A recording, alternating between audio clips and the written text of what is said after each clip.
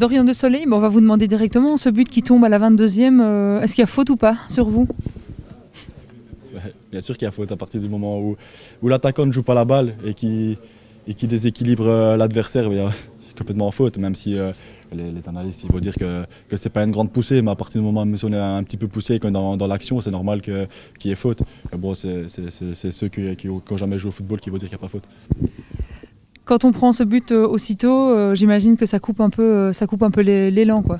Oui, mais ça coupe tout parce que c'est difficile après de rentrer dans ce match. Je pense que collectivement, après, on a eu un peu de mal à se reconcentrer avec la frustration, avec ce but qui arrivait très, très rapidement. Donc ça a poussé aussi Bruges à nous acculer défensivement. Mais après, je pense que défensivement et collectivement, on a très bien réagi.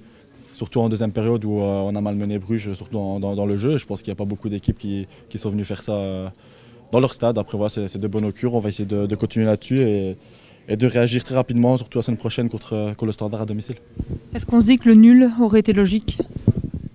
Bon, je pense qu'à part ce but, je pense que Bruges n'a pas eu de réelle occasion, on va dire. Et en deuxième mi-temps, on a eu quand même quelques opportunités, dont peut-être un penalty sur Mama. Après voilà, c'est le football, c'est comme ça. Le coach, il dit quoi au groupe à la mi-temps? Le coach, il dit que s'il n'y a pas cette injustice, c'est que c'est 0-0 et qu'on fait jeu égal avec Bruges. Donc on doit continuer comme ça et que malheureusement c'est le football et qu'il va falloir malmener Bruges pour pouvoir revenir dans ce match. C'est ce qu'on essaie de faire.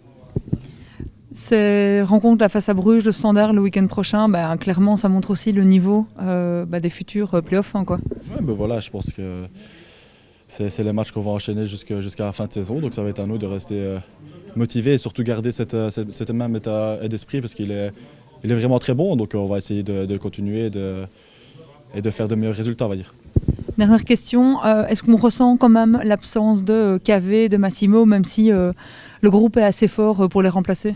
Ouais, mais à partir du moment où on est sur le terrain, on ne pense plus non plus forcément à ces joueurs, même s'ils sont très importants pour nous. On essaie de faire avec, mais après ceux qui les ont remplacés ont fait le boulot aujourd'hui. Donc on va continuer là-dessus et je pense qu'avec plus de matchs, ils vont avoir plus de confiance et vont amener plus à l'équipe.